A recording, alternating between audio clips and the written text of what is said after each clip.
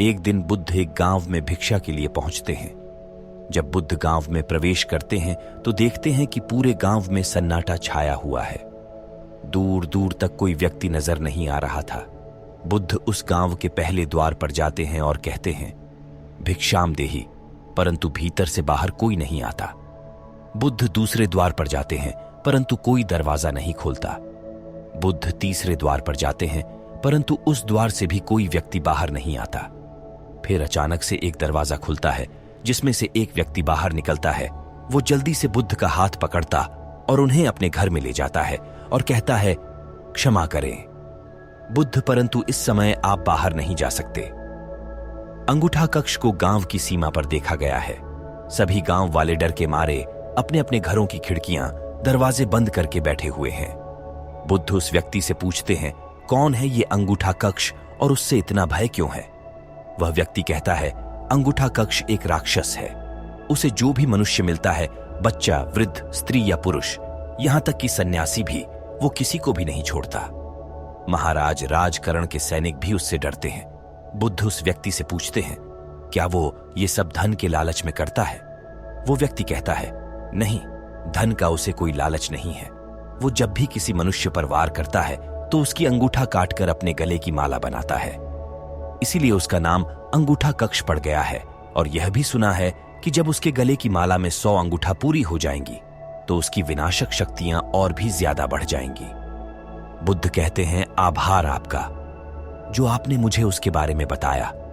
फिर वो व्यक्ति बुद्ध से कहता है कि कृपा कर आप बाहर न जाइए, क्योंकि वो आप पर भी वार कर सकता है। बुद्ध कहते हैं, भय से अपनी राह छोड़ दो, ऐसा मैंने कभी नहीं किया। मुझे भिक्षा मांगता देख जन जन के हृदय में उंगली माल का भय कम होगा। फिर वो व्यक्ति कहता है, नहीं बुद्ध, आप मत जाइए, वो बहुत ही ज्यादा खतरनाक है। बुद्ध कहते हैं, वो खतरनाक नहीं बल्कि दुखी है और मुझे उसके पास जाना होगा क्योंकि उसे मेरी आवश्यकता है। इतना कहकर बुद्ध उस व्यक्ति के पास से चले जाते हैं। कुछ दूर चलने के बाद बुद्ध वन में प्रवेश करते हैं। वन में चारों ओर एक सन्नाटा छाया होता है। दूर दूर तक ना तो कोई मनुष्य और ना ही कोई पशु पक्षी दिख रहा होता है, परंतु बुद्ध अपने मार्ग में आगे बढ़ते रहते हैं। अचानक बुद्ध के सामने अंगूठा कक्ष आकर खड़ा हो जाता है। उसका रूप इतना डरावना होता है कि कोई भी व्यक्ति उसे देखकर ही भयभीत हो जाए। उसके गले में अंगूठों की माला होती है। चेहरा और हाथ रक्त से सने होते हैं और शरीर बलशाली होता है। उसका रूप इतना भयानक होता है कि किसी भी साधारण व्यक्ति के प्राण तो उसे देखते ही निकल जाए, परंतु बुद्ध पर अंगूठा कक्ष के इस डरावने रूप का कोई भी असर नहीं होता। बुद्ध कुछ क्षण तक एक शांत मुस्कुराहट के साथ अंगूठा कक्ष की तरफ देखते हैं और फिर उसकी बगल से निकलकर अपने मार्ग में आगे बढ़ जाते हैं। बुद्ध को ऐसा करते देख अंगूठा कक्ष को यह समझ नहीं आता कि उसके साथ ये हो क्या रहा है। वह मन ही मन सोचता है कि मुझे देखकर लोग या तो भाग जाते हैं या मुझे देखकर ही मर जाते हैं या फिर मुझसे अपने प्राणों की भीख मांगने लगते हैं। मैंने कई सन्यासियों को भी मारा है, परंतु मैंने आज तक कोई ऐसा व्यक्ति नहीं देखा जो मुझे नजरअंदाज करके अपने मार्ग में आगे बढ़ जाए। या तो इसने मुझ पर ध्यान नहीं दिया होगा या फिर हो सकता है कि यह देख ही ना सकता हो, परंतु मुझे इससे क्या, मुझे तो अपनी अंगूठों की माला पूरी करनी है। अंगूठा कक्ष बुद्ध को आवाज लगाता है, ए साधु रुक। फिर भी बुद्ध अंगूठा कक्ष को नजरअंदाज करते हैं और अपने मार्ग में आगे बढ़ते रहते हैं। अंगूठा कक्ष और ज्यादा क्रोध में भरकर बुद्ध को आवाज लगाता है, ए साधु रुक। फिर भी बुद्ध अंगूठा कक्ष को फिर से नजरअंदाज करते हैं और अपने मार्ग में आगे बढ़ते हैं। अंगूठा कक्ष तीसरी बार बहुत ही ज्यादा क्रोध में भरकर आवाज लगाता है, ए साधु रुक। फिर बुद्ध रुकते हैं। अंगूठा कक्ष बुद्ध के पास जाता है और कहता है, मेरे आदेश देने के बाद भी तू रुका क्यों नहीं? बुद्ध कहते हैं, मैं तो बहुत पहले ही रुक चुका हूं, तुम ही चलते जा रहे हो। अंगूठा कक्ष ये समझ ही नहीं पाता कि बुद्ध क्या कह रहे हैं, परंतु वो इतना जरूर समझ जाता है कि सामने खड़ा व्यक्ति उससे थोड़ा भी नहीं डर रहा है। अंगूठा कक्ष बुद्ध को डराने के लिए चिल्लाकर पूछता है, ए साधु, तुझे मुझसे भय नहीं लग रहा है क्या? मैं आदिमानव हूं। बुद्ध कहते हैं, नहीं, तुम मानव हो। बुद्ध की यह बात अंगूठा कक्ष के हृदय पर लगती है। पहली बार उसे किसी ने मानव कहा था, परंतु वो इस बात को नजरअंदाज करने का प्रयास करता है और बुद्ध से पूछता है, ए साधु, तूने ये क्यों कहा कि तू कब का रुक चुका है, जबकि तू तो चल रहा था, और तूने ये क्यों कहा कि मैं नहीं रुका? बुद्ध कहते हैं, मैं बहुत पहले ही रुक चुका हूं, यानी मैंने ऐसे सारे बुरे कृत्य करना पहले ही छोड़ दिया है जिससे किसी भी व्यक्ति को कष्ट पहुंच सकते हैं। सब जीना चाहते हैं, बस तुम उन्हें करुणा से देखने का प्रयास करो।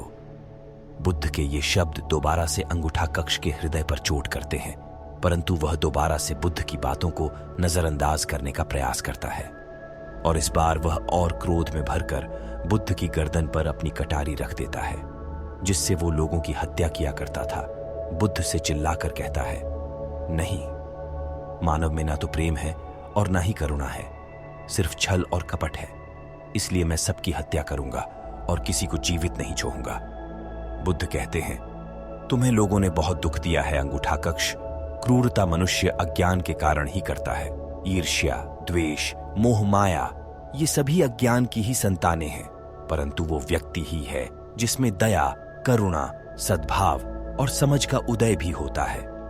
अंगूठा कक्ष यदि इस जीवन में क्रूर और निष्ठुर लोग हैं तो दयावान भी हैं।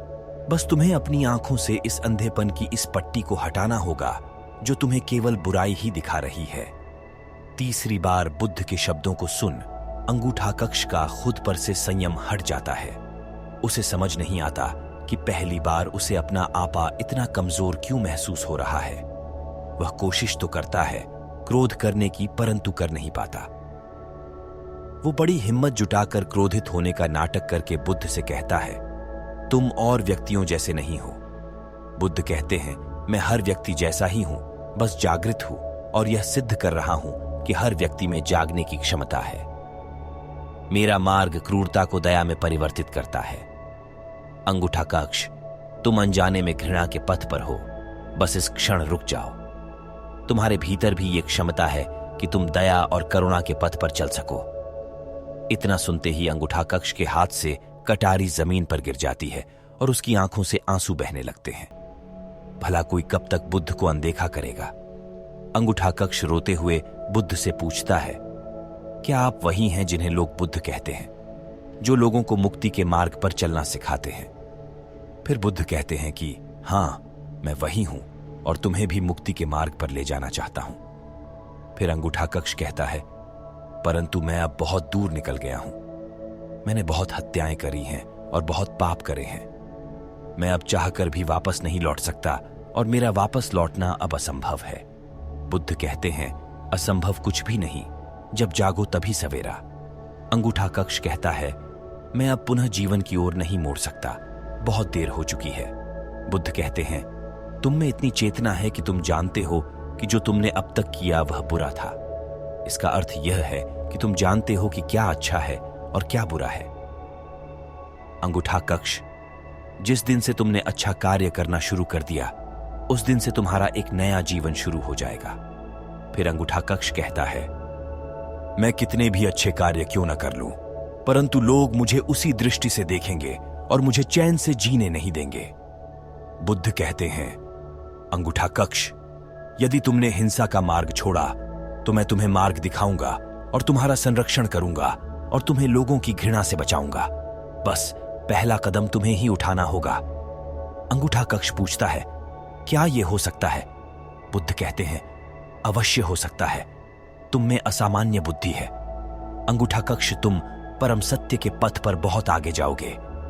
अंगूठा कक्ष रोते हुए बुद्ध के चरणों में गिर पड़ता है और कहता है, मैं आपको वचन देता हूं कि मैं सारे बुरे कृत्य करना छोड़ दूंगा और आपके पीछे करुणा के पथ पर चलना सीखूंगा। कृपा कर आप मुझे अपना शिष्य बना लीजिए। बुद्ध कहते हैं, मैं किसी को अपना शिष्य नहीं बनाता, बल्कि व्यक्ति स्वयं मेरे संग से जुड़ता है। अंगूठा कक्ष उसी समय बुद्ध का भिक्षु बन जाता है। जब अहिंसक प्रथम बार अन्य भिक्षुओं के साथ एक गांव में भिक्षा के लिए जाता है तो गांव के कुछ लोग उससे बदला लेने के लिए उसे लाठी डंडों से पीटने लगते हैं। जब ये बात बुद्ध को पता चलती है तो वे तुरंत उसे बचाने के लिए उसके पास पहुंचते हैं और अपने शरीर को उन लाठी डंडों के बीच में ले आते हैं जो अहिंसक को पड़ रहे थे। बुद्ध को देखकर वे गांव वाले डंडे और पत्थर मारना बंद कर देते हैं। सभी लोग बुद्ध से कहते हैं, बुद्ध क्यों आप इस हत्यारे अंगूठा कक्ष की रक्षा कर रहे हैं? न जाने कितने लोगों की जानें ली हुई हैं इसने। बुद्ध कहते हैं, अब यह अंगूठा कक्ष नहीं है, बल्कि इसका नाम अब अहिंसक है। अब यह आपकी ही तरह एक मानव है। वे गांव वाले कहते हैं, ऐसा आदमी कभी नहीं बदल सकता। बुद्ध कहते हैं, यह बदल चुका है, बस आप सब लोग इसे अपनी पुरानी दृष्टि से देख रहे हैं।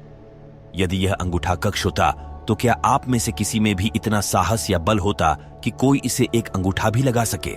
यह आपका हर वार खाता रहा, और क्या इसने आप पर कभी पलटकर वार किया? नहीं ना। क्या यह परिवर्तन आपको नहीं दिखा? आज इसने अपना लहू बहा से अपने सारे बुरे कृत्य धो डाले हैं।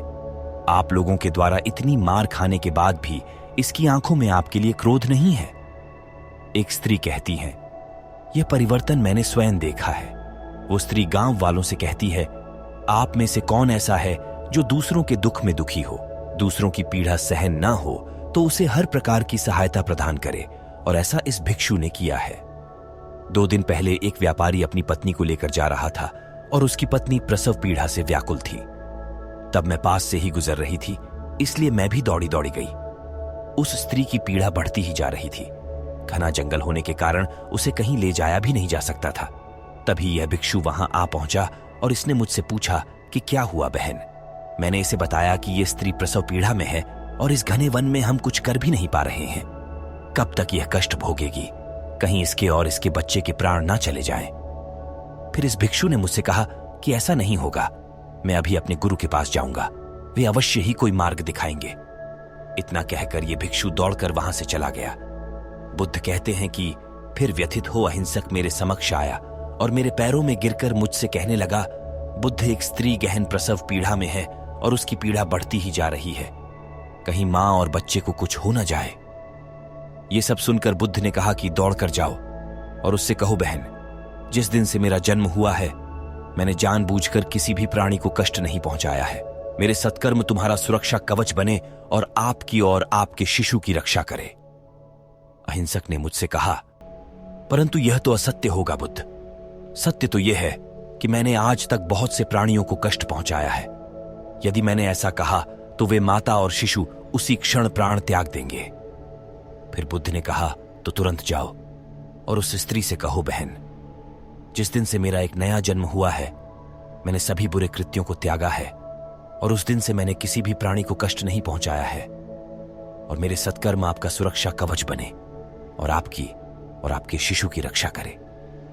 फिर अहिंसक ने बुद्ध से पूछा कि क्या मेरे सत्कर्म उन्हें बचा लेंगे? बुद्ध ने कहा कि अवश्य यह तुम्हारी अपनी कमाई है, या तो तुम इसे अपने लिए बचा कर रखो या फिर किसी पराये पर खर्च कर दो। अपने कमाए सत्कर्म को किसी पराये पर न्योछावर करने से पहले अहिंसक ने एक क्षण नहीं सोचा और वो उसी समय उस स्त्री और उसके शिशु की जान बचाने के लिए वहां चला आया। वह स्त्री कहती है कि हां, यह भिक्षु दौड़कर वहां आया और अभी भी वो स्त्री गहन पीड़ा से जूझ रही थी। इसने अपने दोनों हाथ जोड़े और आंखें बंद करके कहने लगा, बहन, जिस क्षण से मैं भिक्षु बना हूं उस क्षण के बाद मैंने कोई भी ऐसा कृत्य नहीं किया जिससे कि किसी भी प्राणी को कष्ट पहुंचे। मेरे सत्कर्म आपके लिए सुरक्षा कवच बने, आपकी और आपके शिशु की रक्षा करे। और इतना कहते ही उस स्त्री ने अपने बच्चे को जन्म दे दिया। फिर बुद्ध कहते हैं कि दूसरों के दुख से दुखी होने वाला यह व्यक्ति अहिंसक कैसे किसी को दुख दे सकता है? यदि यह भिक्षु मन का सच्चा ना होता तो वह स्त्री कब के अपने प्राण त्याग चुकी होती। फिर अहिंसक ने बुद्ध से कहा है कि इन्हें मत रोकिए बुद्ध, इन्हें मारने दीजिए और तब तक मारने दीजिए जब तक कि इनके मन का क्रोध शांत ना हो जाए। फिर बुद्ध अहिंसक से कहते हैं, कर्म और गुणों के भंडार हो तुम। आज तुमने अपने नाम अहिंसक को सिद्ध कर दिया है। बुद्ध और उस स्त्री की बात सुन वे सभी गांव वाले कहते हैं, आप सही कह रहे हैं बुद्ध, अहिंसक बदल चुका है और हमसे ही देखने में भूल हो गई थी। लोग सोचते हैं कि उन्होंने बहुत सारे गलत काम किए हुए हैं, अब इन गलत कामों को सुधारने के लिए कोई भी विकल्प नहीं है। इस पर गौतम बुद्ध कहते हैं कि चाहे आपने अब तक कितने भी बुरे काम क्यों न किए हुए होंगे, लेकिन अगर आप एक विचार को अपने मन में लाते हैं कि अब मुझे कुछ सही करना है, तो वही विचार आपके रूपांतरण का कारण बन सकता है। दोस्तों, ये कहानी आपको कैसी लगी नीचे कमेंट बॉक्स में कमेंट करके जरूर बताएं और हमारी चैनल को सब्सक्राइब करें।